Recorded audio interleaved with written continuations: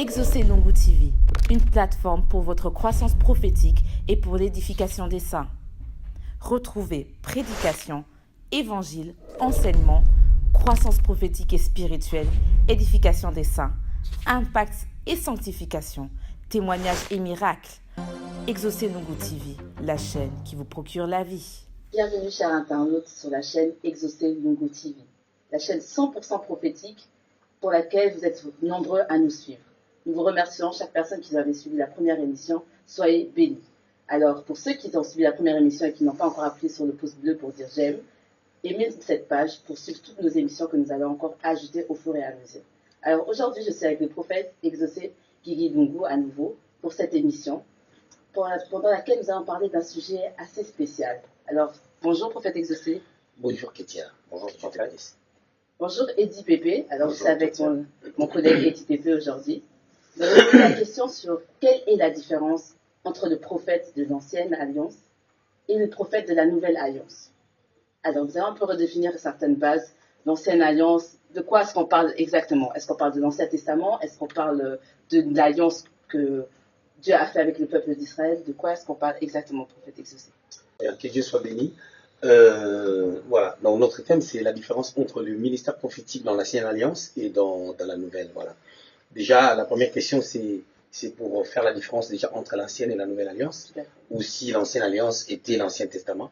Voilà. Je voulais dire que l'Ancienne Alliance, il y a une différence entre l'Ancienne Alliance et l'Ancien Testament. L'Ancien Testament commence dans Genèse au chapitre 1er, au verset 1er, et l'Ancien Testament, pardon, commence dans Genèse 1, 1, et l'Ancien Testament finit dans Malachie.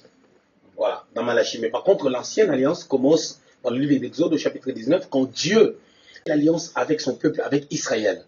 C'est là où l'Ancienne Alliance commence, et spécialement dans la 5e dispensation, si vous parlez en termes de dispensation. Et l'Ancienne Alliance, ça commence là, dans Exode au chapitre 19, avec Moïse, qui est l'investigateur par la grâce de Dieu, ou le dispensateur de cette alliance. Ça va jusqu'à Jean-Baptiste. C'est là où l'Ancienne Alliance s'est arrêtée. Mais par contre, la Nouvelle Alliance commence, je dirais, le jour de la Pentecôte. La Nouvelle Alliance a été conçue à la croix et elle a été accouchée le jour de la Pentecôte lorsqu'il y a eu effusion du Saint-Esprit. Voilà, c'est là où la Nouvelle Alliance a commencé. Donc, la Pentecôte, c'est dans Actes des Apôtres, Actes au chapitre 2, c'est là où la Nouvelle Alliance a commencé. Et on verra qu'il y a quand même une période de transition. Hein, c'est la période où le Seigneur est venu. Le Seigneur est venu au milieu, afin de pouvoir préparer les gens à la Nouvelle Alliance ou à la grâce. Voilà. Vous avez posé les fondements. Est-ce qu'avant cette Nouvelle Alliance, les prophètes existaient-ils déjà? Bien sûr, c'est ça même l'objet de notre thème, c'est-à-dire que les prophètes existaient depuis toujours. Dieu, en fait, c'est un Dieu de tous les ministères, mais je dirais, par le ministère, Dieu a commencé à travailler dans la Bible, premièrement, avec les prophètes. Mais bon, sur le plan ecclésiastique, Dieu a établi premièrement les apôtres et deuxièmement les prophètes, comme la Bible le dit. Mais par contre, les prophètes existaient déjà depuis les temps anciens. Voilà. Et c'est un ministère qui continue jusqu'à la Nouvelle Alliance. C'est pour cela même que nous sommes là. Maintenant, ma petite question par rapport à ce premier homme, Adam. Était-il prophète? Et si oui, pourquoi est-ce que par après, tous les hommes n'étaient pas des prophètes? Voilà, très bien. Adam, s'il faut parler en termes de ministère, s'il faut attribuer un ministère à Adam, je dirais que c'est le ministère prophétique. Pourquoi? Parce que Adam avait la capacité d'entendre Dieu ou aussi d'imprimer la pensée de Dieu sur la terre, dans l'environnement que Dieu l'avait placé. Parce que le but du prophète, ou du ministère prophétique, c'est de pouvoir imprimer la mentalité de Dieu, la pensée de Dieu dans notre environnement et au-delà de nos murs. Dieu appelle Abraham, vous allez comprendre que Adam est parti à Éden en mission. Parce que Adam a été créé hors les jardins, et après Dieu l'a placé dans les jardins. Dieu l'a amené là-bas de la même manière qu'il avait pris à Abraham en Mésopotamie pour l'amener dans la région des Canaan, dans la terre des Canaan, en mission. De la même manière qu'il a pris les apôtres, les disciples qui étaient autrefois pécheurs et païens, il les a pris dans le monde de Jésus pour les envoyer en mission, afin de pouvoir bâtir l'église qui devait commencer à Jérusalem et jusqu'aux extrémités de la terre. Et tu verras dans l'histoire ecclésiastique, les apôtres ont commencé à Jérusalem et l'évangile est parti plus loin. D'accord.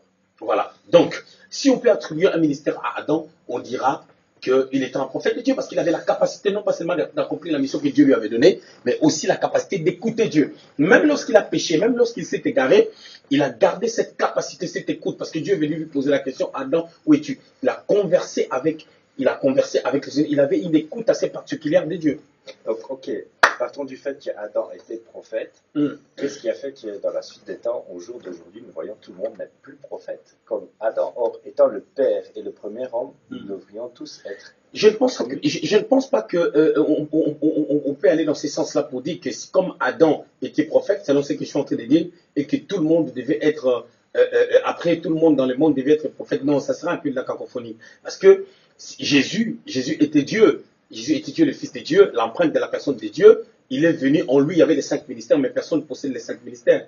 Nous tous, nous avons reçu les dons ministériels par Christ. Ephésiens chapitre 4, à partir du 11e verset, on dit qu'il a fait les dons aux hommes, comme évangélistes, pasteurs, apôtres, prophètes et docteurs. Mais chaque personne détient un ministère spécifique et qui est peut-être accompagné par des dons spirituels ou certaines grâces qui peuvent toucher d'autres ministères. Mais je dirais, on a tous un ministère qui chapeaute. C'est le ministère que le Seigneur nous a donné. Personne n'en a 5, comme lui-même il était. D'accord, c'est clair. Voilà. Mais est-ce qu'il y a peut-être un élément déclencheur ou une période qui a fait que cette sensibilité ou cette capacité prophétique d'être prophète a disparu? Oui. Il y a dans l'histoire de la Bible, tu vas remarquer qu'il y a eu des moments où il y avait vraiment la carence du prophète.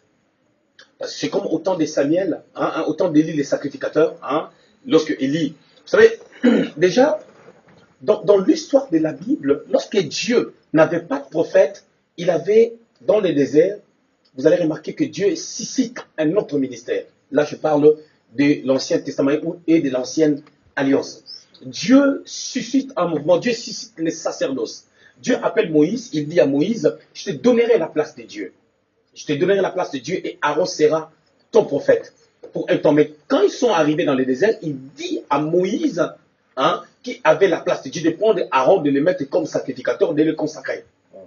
Comme sacrificateur. Et les sacrificateurs étaient les prêtres, celui qui exerçait les fonctions sacerdotales, qui permettaient à l'homme d'avoir un lien avec Dieu. Par la lecture de la loi et puis par des sacrifices que le sacrificateur devait offrir soit annuellement, soit tous les jours pour les cas des services qui se faisaient dans les lieux saints. Et dans le lieu très saint, ça se faisait une fois par an. Alors, cet office des sacrificateurs permettait aux hommes de pouvoir s'approcher du Seigneur. Et tu vas remarquer qu'à chaque fois qu'il y avait l'absence du prophète, Dieu essayait de susciter un mouvement où il essayait de susciter une race de personnes. On a vu au temps des juges, il y avait l'absence des prophètes et Dieu a suscité des juges. Mais Dieu a toujours eu besoin d'un prophète, c'est-à-dire quelqu'un qui a la capacité d'imprimer avec exactitude, avec précision, la pensée du Seigneur au peuple, dans l'environnement où le Seigneur l'a placé d'abord, et puis au-delà de ces murs, au-delà de cet environnement. Voilà. C'est pour cela que tu remarqueras, pourquoi nous voulons parler même de tout ce qui est prophétique, c'est parce que c'est un domaine qui est très combattu. C'est un domaine qui est très combattu. Pourquoi? Parce que les diables comprennent que si nous avons la capacité de voir, les diables aura chaud, les diables aura des problèmes, parce que les gens vont comprendre exactement ce à quoi ils sont appelés à faire. D'accord. Voilà. Au temps de Samuel, au temps des livres des sacrificateurs, il y avait l'absence des prophètes, et Anne avait compris que Dieu, dans tous les âges, il a toujours besoin des prophètes. Dans sa prière de la foi, il dit à Dieu, je vais te donner. Parce qu'un prophète, c'est un don. Il a dit, le fils que tu me donneras, je vais te le donner. Parce que le prophète, c'est un don. Donc, parmi tant d'autres ministères, il ne faut pas que d'autres ministres de Dieu me tiennent rigueur. Je voulais parler d'un prophète comme étant un don. Comme étant un don de Dieu pour le peuple. Parce que le prophète vient représenter Dieu au milieu du peuple. D'accord. Donc, un des 5 ministères. Pour amener le peuple vers Dieu. D'accord. Moi, si vous me permettez, Sœur Ketia, je voulais revenir donc dans Genèse. J'avais une question précise, c'est par rapport à Genèse 6, là où on dit que le mal s'est augmenté. Et Noé trouva grâce aux yeux de l'Éternel. Donc, Noé, ayant entendu la voix de Dieu en tant que prophète, il a commencé à bâtir ce qu'on appelle l'arche de Noé. Mais les autres personnes n'étaient plus connectées à Dieu. Est-ce qu'on peut dire que c'est aussi à ce moment-là que la voix de Dieu s'est étouffée et que le don ou les personnes qui étaient autrefois presque toutes des prophètes ou qui entendaient la voix de Dieu de manière assez spécifique a commencé à diminuer fortement sur la surface de la terre? Parce que on voit Caïn entendre Dieu malgré qu'il avait commis un péché. On voit Abel qui était aussi quelqu'un qui était assez prophétique. On voit Adam, etc. Toutes ces personnes-là avaient l'air d'avoir une connexion directe avec le Seigneur, tandis que à partir de Genèse, on voit la décadence. Ouais, ce qui s'est passé dans Genèse 6, où les gens n'ont pas voulu écouter ce que Noé a pu comprendre de la grâce du Seigneur, étant prophète du Seigneur. C'est ce que nous voyons de nos jours. Aujourd'hui, nous traversons l'état de Noé où Dieu est en train de parler, Dieu est en train de pouvoir amener son train à une certaine direction, mais les gens font ce qu'ils veulent. Ces choses, on l'a vu aussi avant que Jean-Baptiste commence son ministère, il y a eu un frein entre Malachie et Jean-Baptiste. Il y a eu 400 années, 4 siècles où la voix prophétique était éteinte. C'est-à-dire l'histoire de la voix prophétique qui s'éteint, c'est vraiment toute une histoire à raconter. C'est-à-dire ça vient toujours, c'est un vent qui vient toujours. Pourquoi? Le but, c'est quoi? L'objectif du diable, c'est de pouvoir empêcher les gens de voir, d'avoir la clairvoyance, de pouvoir comprendre les intentions de Dieu. D'accord. Voilà.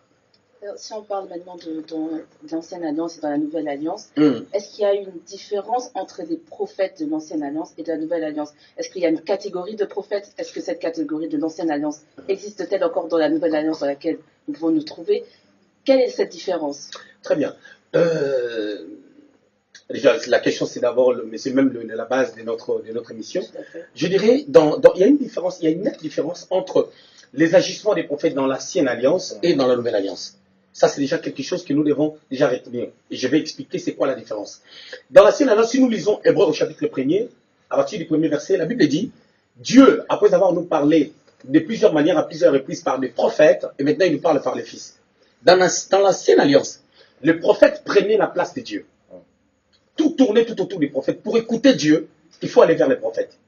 On peut le voir. Dieu dit à Moïse que dans Exode chapitre 7, il dit, je te donnerai la place de Dieu. Ok? Exode chapitre 7, verset 1er, je te donnerai la place de Dieu et Aaron sera ton prophète. C'est-à-dire, il donne à Moïse sa place. C'est-à-dire, pour écouter Dieu, il faut passer par Moïse. Regardons dans Exode chapitre 18, quand Jéthro est venu, Jéthro a vu cette dimension-là où tout tournait tout autour de Moïse. En fait, la pensée de Jéthro, c'était même la préfiguration de la vie du prophète dans la nouvelle alliance. Comment? C'est-à-dire, Jéthro a amené quelque chose, parce que Jéthro était sacrificateur. Lorsqu'on parle de la sacrificature, c'est un aspect qui touche Christ. Et Christ, différemment, il n'a pas travaillé comme Moïse. Moïse, il voulait que tout tourne tout autour de lui, parce qu'il était un prophète de l'ancienne alliance. Maintenant, Jéthro est venu lui amener une pensée de Christ. Parce que Jéthro était descendant d'Abraham, il ne faut pas oublier. Il a amené quelque chose, c'est-à-dire Jéthro a vu les jours du Seigneur. Il a vu comment est-ce, my God, il a vu comment est-ce que Christ n'a pas voulu que tout tourne tout autour de lui. Il est venu, il a travaillé pendant 3 ans. Et même lorsque le ministère a commencé, ce n'est pas Jésus qui est en train de baptiser. C'était les disciples qui étaient en train de baptiser. C'est pour cela, aujourd'hui, dans la Nouvelle Alliance, étant des prophètes de Christ, nous avons des personnes qui peuvent faire ce que nous faisons. Et José n'est pas la seule personne qui prophétise dans son église. J'ai plus de 30 personnes qui prophétisent dans mon église parce que l'onction qui est en moi s'est imprimée en eux. Pourquoi? Parce que dans la Nouvelle Alliance, la Bible dit ceci. Dieu, après avoir nous parlé dans l'ancienne alliance par les prophètes, parce que dans l'ancienne alliance, tout gravitait tout autour du prophète. Mais dans la nouvelle alliance, il nous parle par le Fils. Or, quand le Fils est venu, il a dit, je ne vous laisserai pas orphelin, je vous enverrai le Saint-Esprit. Et pour l'Église, le Saint-Esprit était descendu sur toute chair. Et vos fils et vos filles devaient prophétiser. Vos vieillards devaient avoir des sens. Ces vieillards-là, ce n'est pas des vieillards par rapport à l'âge. Les vieillards, c'est par rapport à la maturité. Ils devaient aller au-delà pour commencer à développer la clairvoyance dans la dimension des visions et des songes. Donc, c'est pour dire que dans la nouvelle alliance, le Saint-Esprit vient à l'église. Il parle aux prophètes, il parle aussi aux fils des prophètes. C'est pour cela que tu verras, au fil des âges, Moïse n'avait pas fait le fils des prophètes. Et au fil du temps, Élie a commencé avec l'histoire des fils des prophètes. Samuel avait des fils des prophètes. Tu comprends? Parce que toutes ces choses-là préfiguraient ce qui allait se faire dans la nouvelle alliance avec Christ, qui est le véritable prophète. Parce que Christ, en lui, il y a les 5 ministères. D'accord. Il était celui qui imprimait exactement la pensée de Dieu. Ce que Dieu voulait, c'est ce que lui, il a imprimé, étant prophète de Dieu. Christ était le véritable apôtre parce qu'il a dit, je bâtirai mon église. C'est-à-dire que ce sont les apôtres qui baptisent de l'église. Christ était le véritable évangéliste. Il a dit, l'Esprit du Seigneur est sur moi pour annoncer la bonne nouvelle aux pauvres. Christ était le véritable docteur. Il a rencontré Nicodème, il a confondu Nicodème. Nicodème a dit tu es le docteur qui est venu de Dieu. Christ, il est le vrai pasteur parce qu'il dit dans le livre des Jean, au chapitre 10, que je suis le bon berger, je donne ma vie à ses brebis. Alors, à cette dimension, on peut comprendre que tout était en lui. Et si nous sommes prophètes de Christ à ce siècle, nous devons nous référer à lui, comment il travaillait. Lui qui était le meilleur, lui qui était le bon, il n'a pas tout fait. Il a laissé 120 personnes, Pierre a prêché, il y a eu 3000 personnes. Donc mes fils spirituels, s'ils m'écoutent bien, ils peuvent faire au-delà de ce que j'ai fait. Ok. Mais moi j'ai une question justement par rapport à Moïse. Vous avez longuement parlé de Moïse. La Bible dit qu'à Moïse, Dieu se révèle face à face, en quelque sorte, je paraphrase, mais pour d'autres, ça se révélera par des songes et des visions. Je voudrais savoir si dans la Nouvelle Alliance, nous avons l'accès à cette grâce que Moïse avait, ou nous devons nous contenter simplement des songes et des visions. Non. Tu sais, la dimension prophétique s'accroît. Il n'y a aucune dimension avec Dieu, il n'y a aucune chose, bien aimé Seigneur. Un arbre qu'on a planté, commence par une semence, par un noyau qui n'est même pas un fruit. Un noyau qu'on met à terre à un temps donné, ça commence à pousser. C'est-à-dire tout ce que nous recevons de Dieu connaît une croissance. Avec Dieu, il y a la croissance. C'est-à-dire la dimension prophétique grandit, la dimension prophétique se développe. Celui qui commence à prophétiser aujourd'hui ne le minimise pas, ok? Parce que tu ne sais pas comment est-ce que la dimension prophétique va s'accélérer en lui. Comment ça s'accélère? Premièrement par l'exercice, deuxièmement par la consécration, troisièmement par la compréhension de chaque nouvelle dimension que le Seigneur met au devant de nous. Par la prière aussi. Bien sûr, par la prière aussi. Quand je dis la consécration, il y a toutes ces choses-là. On se consacre dans la parole, dans la prière, dans la manière à se garder, ainsi de suite, quoi. La sanctification, tout ça, c'est là-dedans. D'accord. Exoselongo TV, your channel for your spiritual growth and for the building up of the saints. You will find learnings, teachings, prophetic messages, miracles and testimonies. Exoselongo TV, the channel that provides you life. Vous avez parlé de vos fils, vous avez dit que vous avez des fils spirituels aussi, et des fils de prophètes. Quand on parle de fils de prophètes, vous avez dit qu'ils pourraient reproduire la même chose que vous. C'est dans le cadre en étant prophète ou dans le cadre d'être dans la dimension prophétique? Voilà. Nouvelle Alliance maintenant, quand on parle de fils de prophètes, c'est-à-dire un prophète, normalement, le charisme prophétique, le ministère prophétique, c'est un ministère qui s'imprime facilement. Tu remarqueras que quand il y a un prophète à un lieu, beaucoup de personnes ont la facilité de pouvoir commencer à annoncer les oracles, à prédire l'avenir, à saisir les dons de l'esprit pour révéler les intentions de Dieu. Mais par contre, tout le monde ne sera pas forcément prophète, mais tout le monde peut devenir prophétique. Parce qu'on peut être même prophète, mais on n'est pas prophétique. Être prophétique, ça ne veut pas dire être prophète. Être prophétique, c'est avoir la mentalité de voir, d'entendre Dieu et d'imprimer cette pensée dans la vie des autres. Alors, pour donner une nette différence déjà, je reviens à ma question pour donner la deuxième partie, à ta question, pour donner une nette différence entre les prophètes de l'Ancienne Alliance et les prophètes de la Nouvelle Alliance. Les prophètes de l'Ancienne Alliance, tout tournait tout autour de lui. Mais les prophètes de la Nouvelle Alliance, ils vous amènent à devenir aussi prophétiques. C'est-à-dire, quand vous avez besoin d'entendre Dieu, vous n'êtes pas obligé forcément de l'entendre au travers de moi. Mais vous pouvez l'entendre au travers de vous-même. Au travers de vos frères. Au travers de toi-même. Pourquoi? Parce que le prophète a imprimé cette mentalité en vous. Raison pour laquelle, quand j'ai trop à conseiller Moïse de ne pas faire, d'établir des chefs, Moïse a compris. Et il était souple maintenant dans le livre des Nombres pour écouter la pensée de Dieu qui lui a dit, prends les 70 anciens, je prendrai l'esprit qui est en toi. C'était quel esprit? C'était l'esprit des prophètes pour mettre dans les anciens. Ils étaient des anciens, mais ce n'était pas pour qu'ils deviennent des prophètes. Mais c'était pour qu'ils reçoivent l'esprit de Moïse. Et la Bible dit, ils ont commencé à prophétiser. Même Eldad et Médad, ils n'étaient pas venus, mais comme leur nom était marqué dans la liste, ils ont commencé aussi à prophétiser. C'est-à-dire, lorsqu'un prophète est dans un lieu, dans une église, il dirige une église, si c'est un vrai prophète qui comprend les normes prophétiques, ses charismes vont s'imprimer. Mais le problème, c'est quoi? Nous devons comprendre qu'être un prophète, c'est pas venir dans un endroit où il y a 500 personnes, 600 personnes, tu commences à dire des choses de la vie de tout le monde. Non. Il m'arrive des fois, je suis dans un endroit, il y a 400, 500 personnes, mais j'ai prophétisé pour 15 personnes. J'ai prophétisé pour 10 personnes, mais par contre, il y a plusieurs personnes. Tu comprends? C'est-à-dire que ces gens-là, Dieu voulait leur parler de manière particulière, mais les qualifications d'un prophète s'imprègnent d'abord du fait qu'il a la capacité d'exprimer la pensée exacte de Dieu au temps marqué. D'accord. C'est pas de... En fait, le prophète fait des mises à jour dans le temps. Vous voyez avec Apple, il y a des mises à jour. C'est-à-dire, tu verras, il y a un truc qui sort et on dit iOS 11.5 machin. Si tu ne le fais pas, l'ordinateur ou l'iPad ou le portable iPhone va commencer à bugger. C'est-à-dire, il faut s'adapter. Il y a des mises à jour. Si le prophète, s'il n'y a pas un ministère qui doit faire des mises à jour comme ça, le ministère prophétique deviendra comme tout autre ministère. Ok. Pour enchaîner avec Moïse. Moïse avait un ministère qu'on dira ou qualifiera de mort, parce que chaque fois qu'il y a des gens s'opposaient avec Moïse, la personne tombait.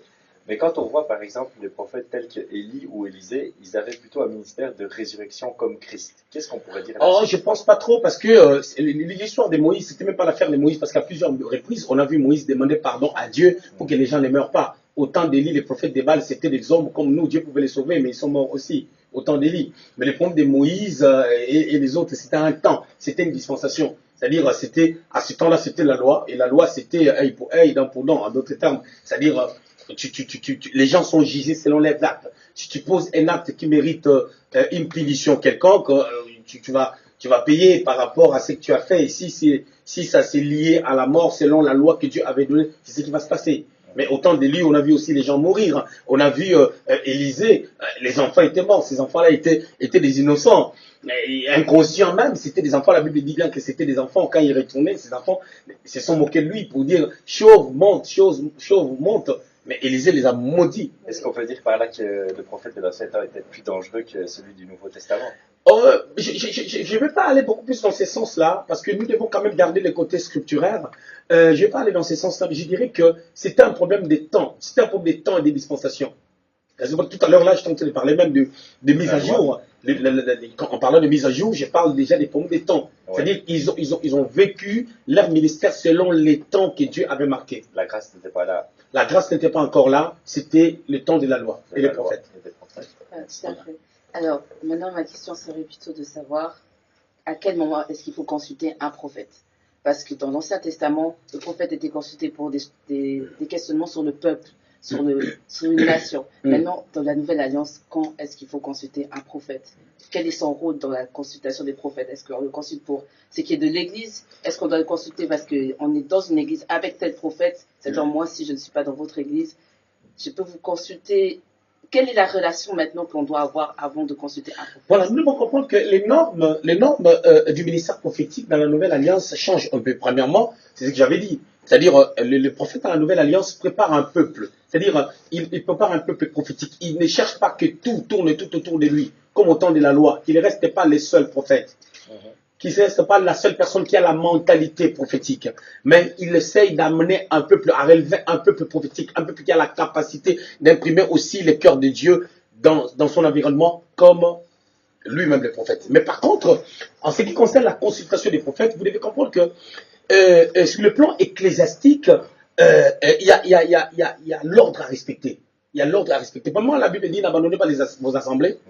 Deuxièmement, la Bible déclare que lorsque le Seigneur est en train de parler de la notion du berger, hein, je suis le bon berger, je donne ma vie pour mes brebis, tu dois comprendre déjà que chaque homme de Dieu que Dieu a placé dans une communauté quelconque devient un berger qui s'époumonne, qui donne sa vie d'une manière ou d'une autre à ses brebis. Alors, s'il faut qu'on aille, on laisse notre église parce qu'on n'a pas un prophète dans notre église, suivez-moi très bien par rapport à ce que je vais dire, parce qu'on va aller consulter un prophète quelque part, nous serons dans une vie de désordre, une vie déséquilibrée. Mais la problématique, c'est quoi? La problématique est que si un peuple prophétique s'élève, le pasteur, les évangélistes, les apôtres, les docteurs seront aussi prophétiques. Et comme ils seront prophétiques, le peuple qui seront à leur charge ne seront pas obligés d'aller consulter un prophète quelque part. Nous faisons ces émissions pour amener les pasteurs, les apôtres, les évangélistes, les prophètes, les docteurs, les anciens, les diacres, les fidèles à être prophétiques. D'accord, mais est-ce que si par exemple moi j'ai un pasteur et il m'accorde le droit d'aller consulter un prophète au Ghana, est-ce que c'est faisable? Ça c'est lui, mais j'ai dit que ce n'est pas scripturaire. Si un pasteur le fait, il est dans l'erreur. Mais qu'est-ce qui se passe maintenant lorsqu'on veut ramener l'onction prophétique au sein d'une église? Premièrement, on évite les prophètes. C'est le pasteur qui doit prendre la direction de pouvoir inviter un prophète on invite un orateur pour nous soutenir dans ce que nous faisons déjà. Écoutez ce que la Bible déclare dans l'épître de Pierre. Il dit, vous, pierre vivante, édifiez-vous pour former Un édifice. voilà, un édifice, c'est-à-dire édifiez-vous. Dans le mot édifier, c'est-à-dire on s'affermit, on se soutient. C'est-à-dire si j'ai un ministère prophétique, il y a des moments où j'ai besoin des apôtres. J'ai besoin d'un apôtre pour venir faire un travail. Parce que j'ai besoin que l'apôtre vienne mettre les fondements. Il arrive des fois, un docteur peut venir enseigner la parole de Dieu pour ouvrir les yeux des gens concernant les Écritures. C'est-à-dire, je peux envoyer les gens, les membres de l'église, allez d'abord dans telle église. Dans telle église, pendant 3 mois, allez nous offrir Messie. Non, si on a besoin de cette grâce-là, on va inviter cette personne afin que nous puissions profiter de cette grâce. C'est la même chose avec les ministères prophétiques. On peut inviter les prophètes et pour amener quelque chose pour affecter les gens par cette onction prophétique. Mais est-ce qu'on peut être... Moi, j'ai une question. On a parlé du ministère prophétique, on a parlé du don de prophétiser, on a parlé de mouvement prophétique ou d'être prophétique, et on connaît aussi l'esprit de la prophétie. Est-ce que vous pourriez éclaircir simplement la différence entre être prophétique et le ministère prophétique? Précisément avec des exemples dans la Bible de personnes qui ont été prophétiques sans être prophètes. Oui, il y a eu des gens qui ont été sans être prophètes, Bethléem, Exode chapitre 31, versets 1 à 5. Moïse a reçu la vision dans Exode chapitre 25, on est au verset 9. Tu feras les tabernacles selon le modèle que je vous avais montré. C'est-à-dire Moïse avait les modèles, mais Moïse n'avait pas l'habilité de pouvoir mettre ces modèles en place. Voilà, Dieu a oint Bethléem d'une manière prophétique. Bethléem a compris. C'est-à-dire Bethléem devait comprendre les modèles à partir de Moïse. C'est-à-dire Moïse a les modèles, Bethléem comprend ces modèles et il l'imprime. Il devait être prophétique. Est-ce que ça veut dire que, je rentre un peu là-dedans et je ressors tout de suite, est-ce que ça veut dire qu'il avait reçu l'esprit de la prophétie?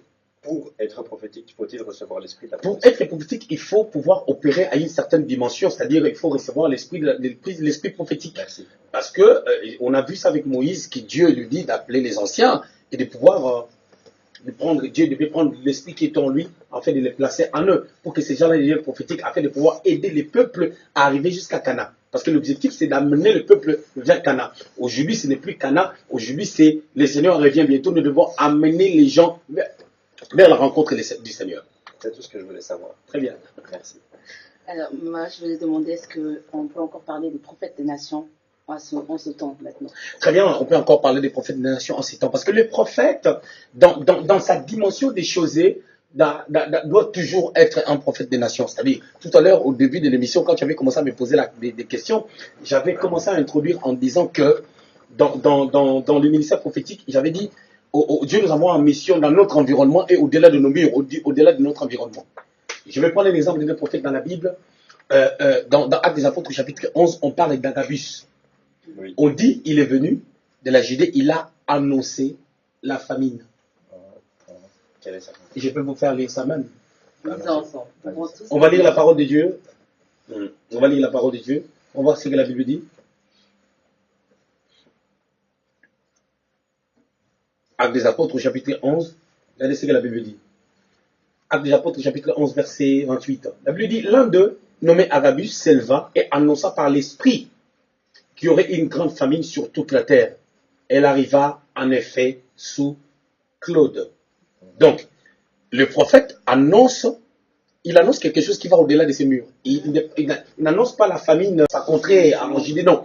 Ça va au-delà. Et ça, on le voit aussi dans l'Ancienne Alliance. On voit dans l'Ancienne Alliance, Joseph s'élève comme un prophète de Dieu afin d'interpréter le songe de Pharaon. Pharaon fait le songe qui parle d'un temps qui va se passer, qui va affecter le monde entier. Parce que les frères de Joseph, quand ils sont venus, ils n'étaient pas en Égypte. Ils étaient venus d'ailleurs parce que ce que Pharaon avait vu, ça touchait le monde entier. C'est pareil avec Daniel qui était prophète de Dieu. C'est-à-dire dans la dimension prophétique, on peut voir au-delà de nos murs. Mais pourquoi on vous entend moins les prophètes des nations en ce temps maintenant? En fait, pour être prophète des nations, on n'a pas besoin de le proclamer que je suis prophète des nations. Ce sont des actes qui agissent. Je prends un exemple bête. J'avais prophétisé, au-delà de mon église, il y a plusieurs prophéties que j'ai données ici. J'ai prophétisé sur les coups de feu qui devaient avoir lieu en Belgique. Et tout de suite, un mois n'était même pas passé.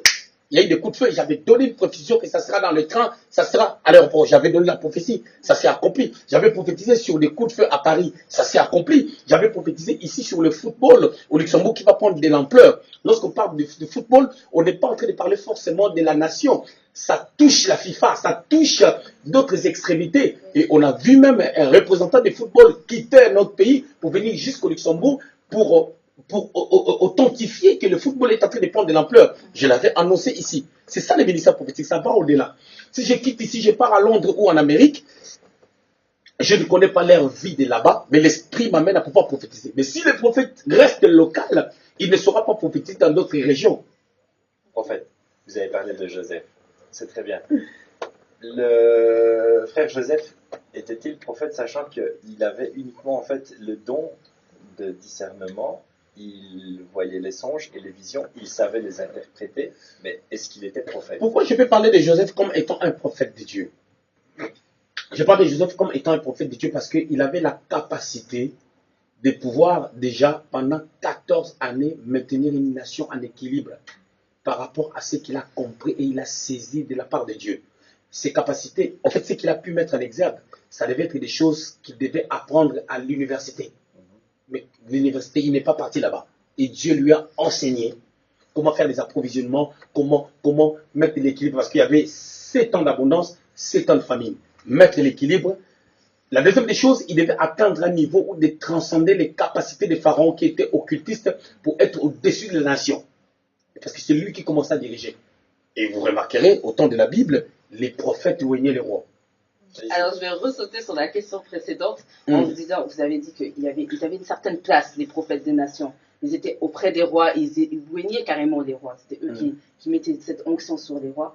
Mais aujourd'hui, la plateforme sur laquelle ils se trouvaient auparavant n'existe entre guillemets plus. S'il y a un prophète des nations ou si un prophète doit prophétiser sur la nation, il est obligé de rester dans le cadre de son église ou dans le cadre, dans le cadre de son église. Il n'est plus à côté des rois, il n'est plus au lieu où il était avant. Le problème qui est là, vous devez comprendre que les courants prophétiques est en bataille avec le système babylonien.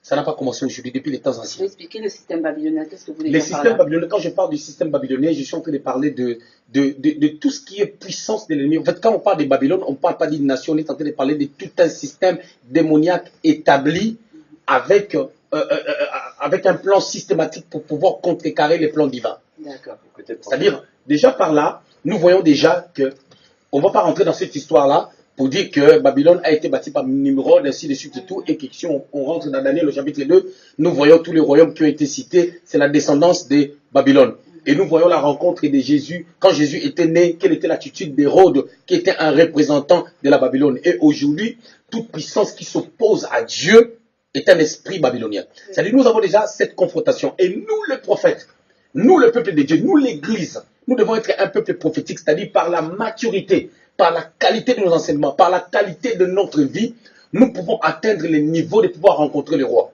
Il m'est arrivé de rencontrer des grandes personnes. J'ai rencontré Jean-Marie Le Pen, j'ai rencontré des hommes d'État, j'ai reçu des coups de fil des hommes d'État, que je ne citerai pas les noms, d'autres Africains et tout, ainsi de suite, des premiers ministres qui m'ont appelé par rapport à des directives et tout. C'est ça notre rôle, c'est ça notre travail. Alors nous, l'Église, nous devons travailler pour atteindre les niveaux. C'est-à-dire nous devons relever la barre. Parce que le monde attend de nous un signe de gloire et nous devons travailler. C'est-à-dire nous n'avons pas encore atteint la perfection. Nous sommes en train de travailler pour atteindre un niveau. Dans le prophétique, il y a aussi autre chose. Il y a deux choses. Relever un peuple prophétique et puis amener un peuple inutile à devenir utile. Écoutez, prophète, de la bergerie à la royauté. Je pense que le temps commence à nous manquer, Sœur Kétia, je ne sais pas ce que vous en pensez, mais on était déjà parti très loin. Est-ce qu'on ne pourrait pas continuer à remettre ça dans une deuxième interview et passer à la phase B? On va dire ça comme ça, Sœur Kétia? Je te suis. D'accord, ok. Bien, chers internautes, merci à vous de nous avoir suivis. Nous allons reprendre ça avec, j'espère, encore plus de bonnes questions. Je crois que ça bouillonne là dans nos bouches. Et tout l'intérêt est là de profiter de l'onction de la grâce du prophète pour continuer à répondre à toutes nos questions. En tout cas, prophète, je vous remercie pour ce soir. Que Dieu te bénisse. Merci. Que Dieu vous bénisse. Amen.